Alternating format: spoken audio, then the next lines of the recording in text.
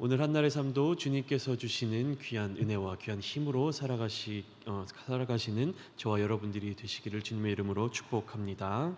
함께 읽으신 말씀을 가지고 역사를 주도하시는 하나님이라는 제목으로 묵상한 은혜를 나누고자 합니다. 다니엘서 10장에서부터 12장까지의 말씀은요, 하나의 문학적인 큰 구조를 이루고 있는데 세계 역사의 흐름에 대한 천사의 계시가 전체에 통일된 주제로 작용하고 있습니다. 그중 오늘 함께 나누실 11장의 말씀은 고레스로부터 시작되는 페르시아의 시대로부터 알렉산더 시대, 그리고 셀류코스 제국의 안티오코스 4세에 이르는 기간 동안의 긴 역사의 여정, 그 과정에 대한 개괄적인 진술로 구성이 되어 있습니다. 고대 중근동의 강대국의 연대기적 역사가 성경 안으로 들어와서 묵시문학, 계시의 형태로 재구성이 된 것이죠. 이와 관련하여서 구체적으로 설명하면 설명할수록 더 복잡해지고 이해하기 어렵기 때문에 그냥 한마디로 이렇게 이해하시면 좋을 것 같습니다. 인류의 거대한 역사의 흐름은 결국 하나님의 손 안에서 이루어지고 있다.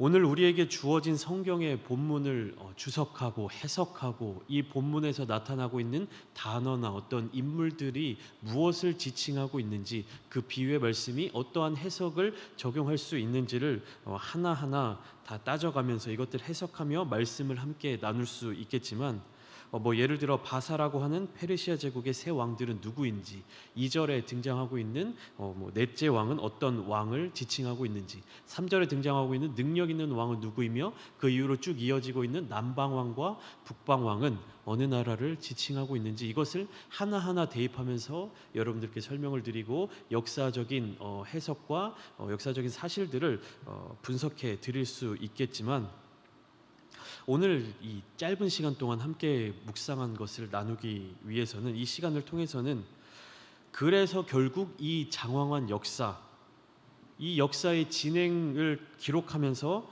다니엘서가 전하고자 하는 그 메시지가 무엇인가 하는 데에 좀 더 집중하고자 합니다.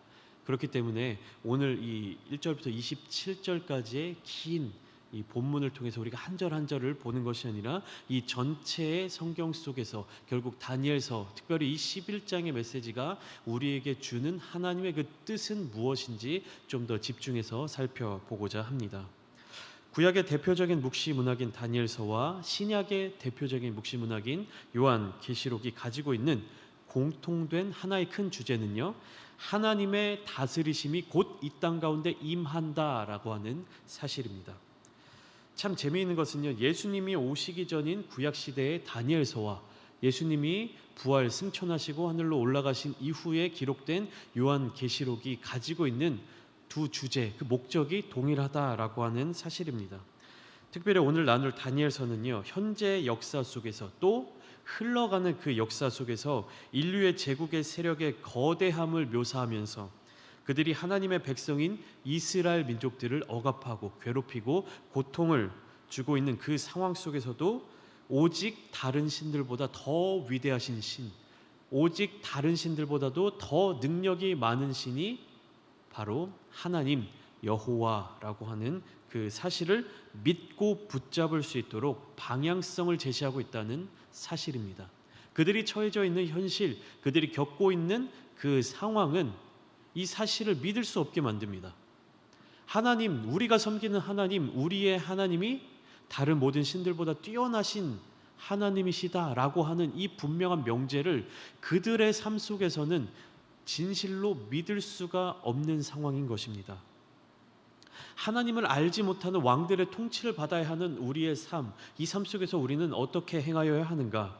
하나님을 믿는다는 이유만으로 억압받는 이 상황 속에서 우리는 어떤 태도를 취해야 하는가? 이방의 민족들이 하나님을 깎아내리며 하나님의 백성으로 살아가는 이스라엘 민족들을 멸시할 때에 우리는 어떤 마음을 가져야 하는가? 이러한 질문들이 점점 쇠락해져가는 유다와 이스라엘이 가지고 있었던 그 정체성을 흔들고 있었습니다. 이 흔들리는 정체성을 다시금 바로잡아서 우리가 바로 하나님의 백성들이다, 하나님만이 유일하신 하나님이시다라고 하는 사실을 다시금 굳게 붙잡을 수 있도록 기록한 책이 바로 이 다니엘서라고 하는 것입니다. 끝까지 견디도록 이방의 어떠한 억압과 이방의 어떠한 그런 정책 속에서도 끝까지 하나님을 신뢰하고 하나님을 의지할 수 있도록 격려하고 있는 책이 바로 이 다니엘서라고 하는 것입니다. 그 어마어마하고 대단했던 바벨론 제국, 그 바벨론 제국의 느부갓네살 왕, 그 스스로 신의 영역으로 올라갈 생각까지 가지고 있었을 정도로 실제로 엄청난 능력과 엄청난 권력을 가지고 있었던 그 느부갓네살 왕, 그는 실제로 다른 어떠한 왕들보다 힘과 능력과 군사력과 정치력을 가지고 있었던 왕이었습니다. 그러나 다니엘은요, 이 느부갓네살의 왕의 힘조차도 하나님의 섭리 아래에 있다, 하나님의 손 안에 있다, 이것을 믿고 비록 포로의 신분으로 잡혀 있으나 바벨론 제국의 사람으로서 살아가기를 거부하고 하나님 나라의 백성으로 살아가기를 결단하고 있습니다. 다니엘서 1장 8절의 말씀이 다니엘의 이 결단을 분명하게 보여주고 있는데, 우리 함께 다니엘 1장 8절의 말씀을 함께 읽겠습니다. 시작.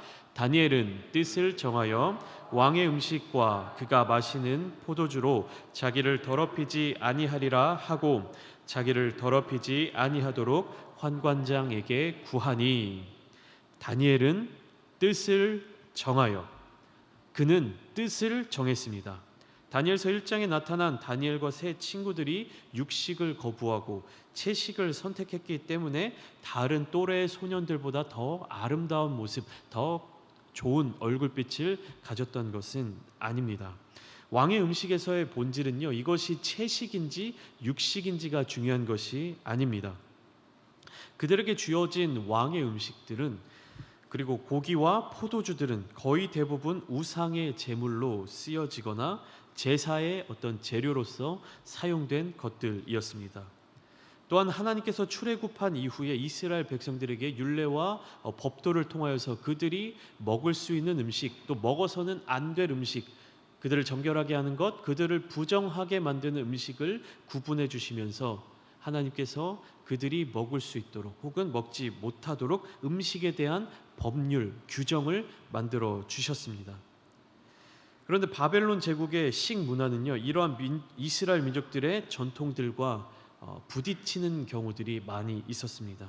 그래서 다니엘은 자신이 이 바벨론 제국의 음식들로 말미암아 부정해지지 않도록, 더러워지지 않게 하기 위해 아예 그러한 음식들을 가까이 하지 않았습니다. 바벨론의 많은 음식들 중에 어떤 것이 정결한 음식이고 어떤 것들이 먹어도 되는 음식인지 먹어서는 안 되는 음식인지 그것을 생각해서 골라 먹는 것이 아니라 아예 원천적으로 자신을 더럽힐 수 있을 가능성이 있는 그 모든 음식들을 단칼에 뜻을 정하여 거절했던 것이었습니다.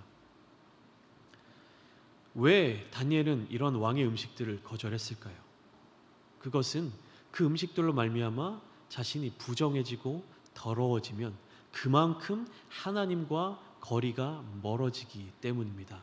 하나님과 더 깊은 교제, 하나님의 백성으로서의 삶을 살아가기 위해서 그는 자신의 음식조차도 결단하여서 거절할 수 있는 믿음이 있었던 것입니다. 이 10대 소년의 시기에 뜻을 정한 다니엘은 그 뜻을 언제까지 지켰을까요? 우리가 알 수 있는 것은요, 다니엘서 6장으로 쭉 넘어와서 다리오 왕의 통치 시기까지 다니엘은 그 뜻을 정하여 지키고 있었다라고 하는 사실입니다. 다니엘 1장의 느부갓네살 왕은 바벨론 제국의 임금이었죠. 그리고 다니엘 6장에 나타나고 있는 다리오 왕은 메데 바사 제국의 임금이었습니다. 우리 함께 다니엘 6장 8절과 10절의 말씀을 함께 보시겠습니다. 함께 읽겠습니다. 시작.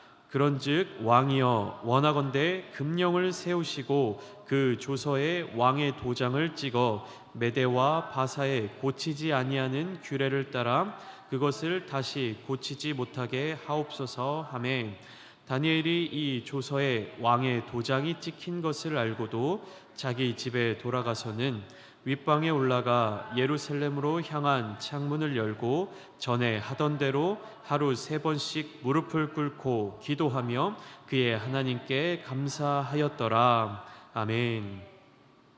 8절을 보시면 다리오 왕의 제국은 메데 바사 제국이었습니다. 다니엘서 1장에서 하나님의 법도와 율례를 따라 왕의 음식으로 자기를 더럽히지 아니하도록 뜻을 정하였던 다니엘은요, 이 6장의 말씀 속에서도 역시 하나님을 향한 기도의 습관, 자신이 평생 들여왔던 그 일을 멈추지 않기로 결단했습니다. 여전히 다니엘은 그 삶의 중심을 하나님께로 두고 있었으며 하나님의 그 손 안에, 하나님의 섭리 안에서 살아가기로 스스로 결단하고 있었습니다. 다니엘서 1장과 6장의 시간적 차이는 약 70여 년의 차이가 나고 있습니다.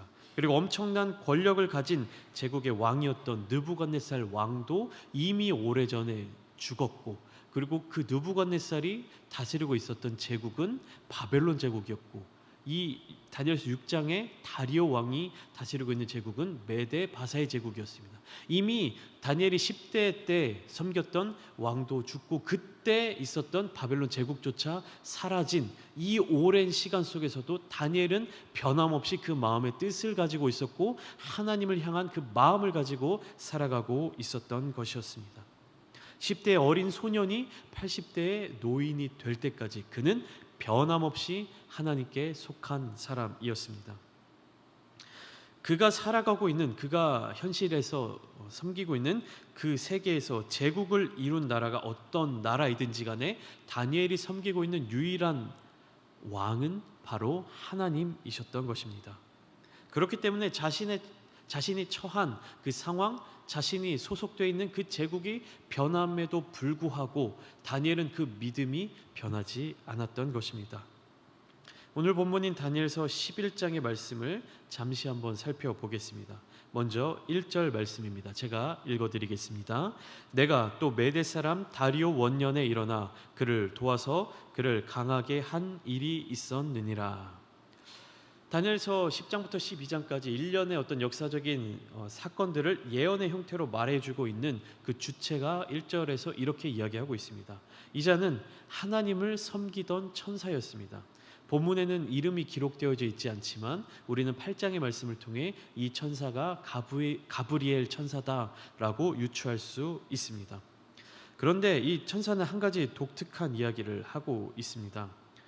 다니엘서 10장에서는요, 바사 왕국의 군주들과 영적 전쟁으로 대적하고 있었던 이 천사가 11장의 첫 절에서는 이 바사 제국 사람, 메대 사람 다리오를 도와 그를 강하게 한 일이 있었다라고 이야기하고 있는 것입니다. 그리고 이어서 바사에서 등장하는 4명의 왕의 이야기를 시작으로 고대 중근동 지역의 여러 제국들의 역사의 이야기들을 해주고 있는 것입니다. 다니엘서 11장에 등장하는 비유의 인물들과 역사적으로 실존했던 인물들의 조합을 맞추는 일은 생각보다 그리 어렵지 않습니다. 매우 간단하게 연결할 수 있는데, 그런데 성경은요, 이 인물들, 세계사적인 시각으로 제국들을 이루었던 위대한 왕들, 그리고 그 거대한 나라들을 표현할 때 별다른 관심을 두고 있지 않습니다. 세계사적인 시각에서는 역사에 큰 획을 그었던 이 사람들을 지칭할 때 이 성경 다니엘서는요, 너무 간단하고 심플하게 그냥 넘어가고 있는 모습을 보이고 있습니다. 심지어 그들의 이름조차도 언급하고 있지 않습니다. 우리가 이름만 들어도 이 사람이라고 감탄할 만한 그러한 왕들이 여럿 있음에도 불구하고 성경은 더 이상 이 왕들에 대해서 설명하고 있지 않죠.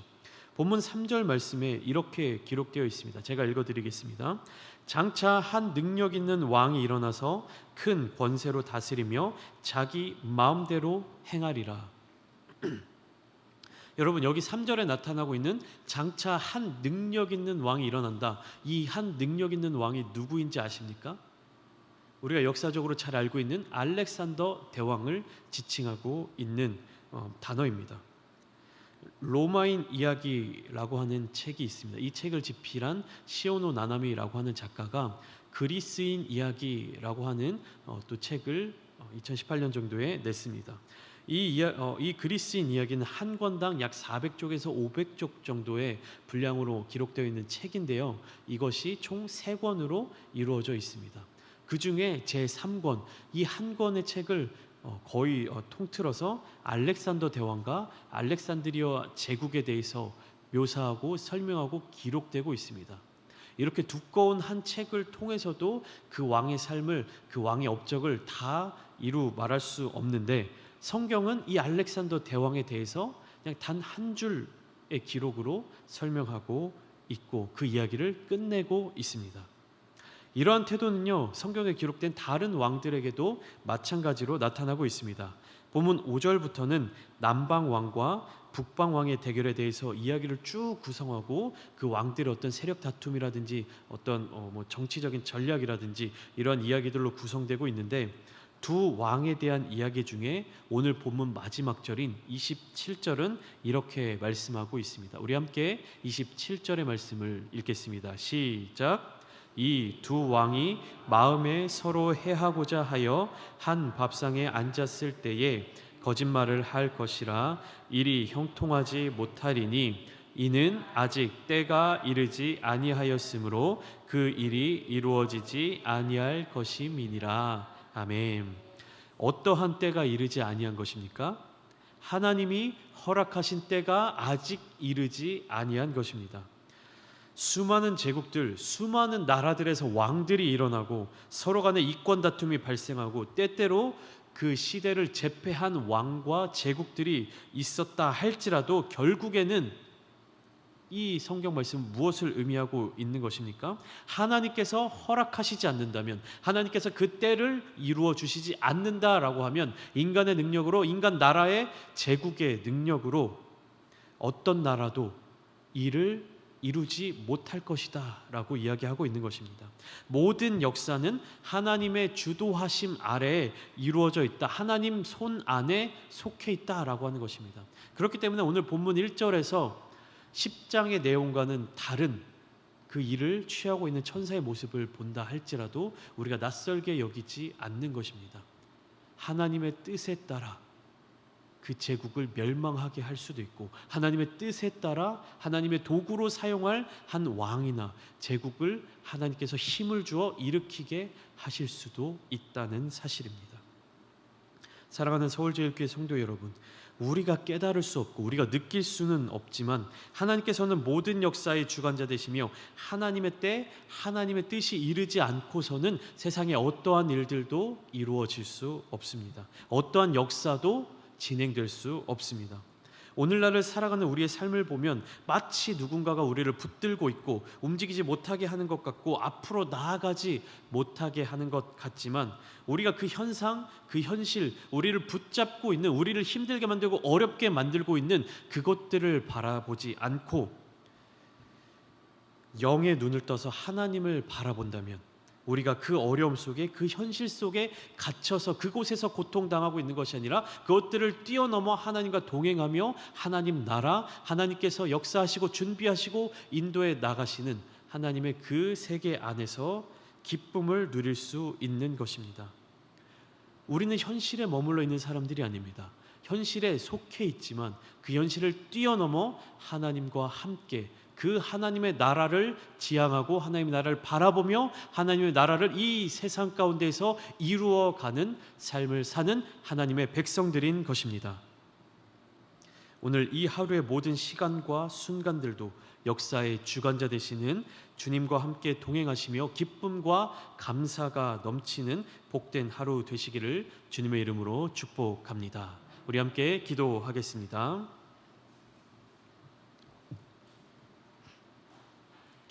오늘 한날의 삶, 이 한순간의 시간조차도 하나님께서 허락하시지 않는다면 우리에게 주어질 수 없고 우리가 그것들을 누릴 수 없습니다. 우리가 인간적인 시각을 가지고 인간적인 생각을 가지고 살아갈 때에 고통과 고난과 어려움이 있다 할지라도 우리의 마음과 우리의 시선을 그곳에 두지 않고 오직 눈을 돌려 우리의 눈을 들어 하나님을 바라본다면 우리의 힘과 능력으로 이 삶을 살아가는 것이 아니라 하나님께서 이끌어 주시고 하나님께서 인도해 주시는 그 힘으로 살아갈 줄 믿습니다.